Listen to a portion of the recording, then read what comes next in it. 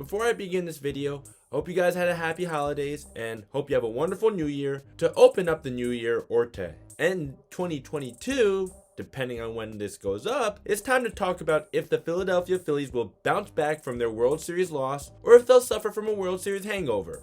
There is always the possibility of a World Series hangover, which we've seen before. I may have listed the Phillies as a team that could threaten the Astros in 2023, but after doing more of a deep dive, I was actually about to say they're in for a World Series hangover until they signed Trea to a massive contract. Their lineup definitely got better just like that. However, unfortunately, they're in a tough division with the Mets and the Braves. I still stand by saying it's the Astros World Series to lose even after they lost Justin Verlander to the Mets. My way too early prediction is that the Phillies will make the playoffs again, but I think they'll come up short. Sorry Philly fans, but hey, I hope at least this jersey will make you happy.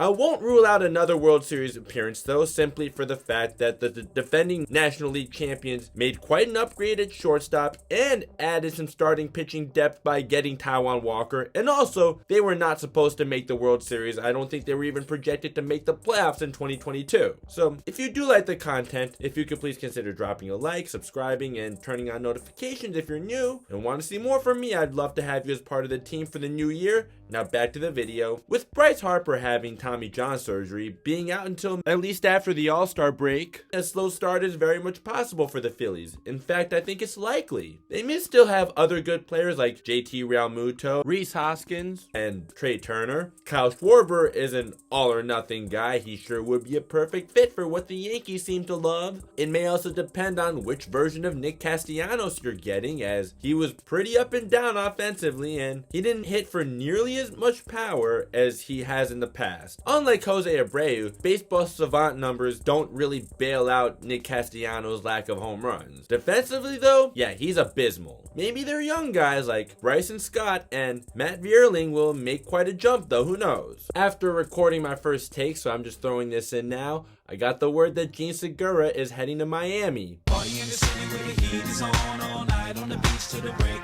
So, with Jean Segura heading to Miami, that leaves the Phillies with Bryce and Stott at second base. He played well at second base, not so well at third base and shortstop, so obviously Bryce and Stott will be the replacement at second base. They'll really need him to step up his offense though. That's where he was pretty bad in 2022, but to be fair, he was only a rookie, so Philly fans can hope that this will be Bryce and Stott's breakout year now that Jean Segura is going to the Marlins. Although I don't think that this will make the Marlins any kind of threat to the Phillies. We have to talk about pitching too. The past two seasons outside of Zack and Aaron Nola, they haven't had much pitching depth, but now they have Taijuan Walker as their third guy. They also lost one of their few great bullpen arms in David Robertson, who had a hell of a comeback season to the Mets, but they sure needed some starting pitching depth badly. Let's also talk about the bullpen, which ranked 23rd in ERA during the regular season, but really stepped it up in the postseason with a 2.62 ERA. Let's start with Brad Hand, who's still in the free agent market right now. In 2022, he did have a 2.80 ERA, and yes, of course ERA matters, and that's very impressive. However, advanced stats will say that his 2.80 ERA was lucky and not sustainable. He sure didn't strike out a lot of guys and sure walked a lot of batters. Perhaps it would actually be smart to let him walk based on the advanced metrics. I know advanced metrics don't tell the whole story either, but I just like to look at more than just ERA. Their bullpen is still very much a concern if you ask me, even though they did do well in the postseason.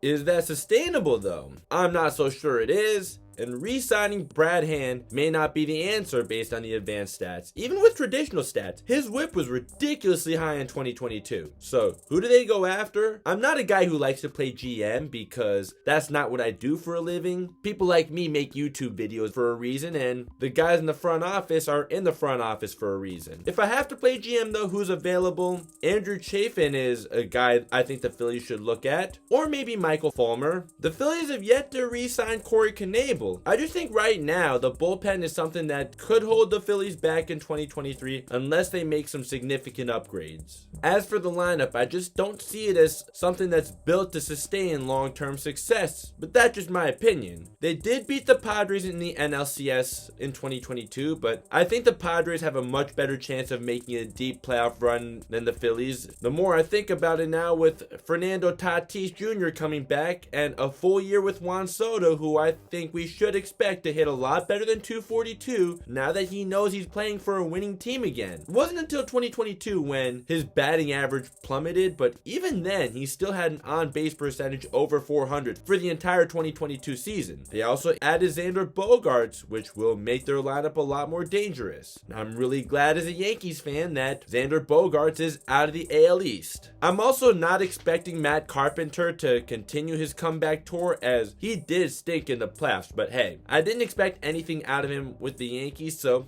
I guess we'll see. Another reason I don't think the Phillies will make it back is that they're one of the worst defensive teams in baseball, and they're willing to spend on guys like Nick Castellanos and Kyle Schwarber, who make Aaron Hicks look like Willie Mays in center field. Okay, that might be a little extreme, but unlike Hicks, at least Kyle Schwarber can hit home runs. And also, at least Nick Castellanos can hit a lot better than 216. The Phillies may have gotten Edmundo Sosa at the trade deadline last season, and as good as he may be defensively, he is not even close to good enough offensively to be an everyday player. Sure, you can have him for defensive purposes late in close games, but ideally you want guys who can play great defense that are good enough at the plate to be an everyday player. At least Brandon Marsh was a guy who was brought in for defense, who was able to hit 288 for the Phillies last season, but knowing he's a career 248 hitter with a 303 on-base percentage, his on-base percentage wasn't even good with the Phillies last season. Yeah, don't expect his 288 batting average to be sustainable. It sure wasn't when it mattered most in the playoffs. As for the starting rotation, I think it's still just above average. Zack Wheeler's a beast, Aaron Nola's good, and Taijuan Walker, really good first half guy, not so good in the second half, but I still think that he's a pretty solid number 3 guy. We've only seen Taijuan Walker pitch in the playoffs once, and he only lasted 1 inning where he gave up 4 runs.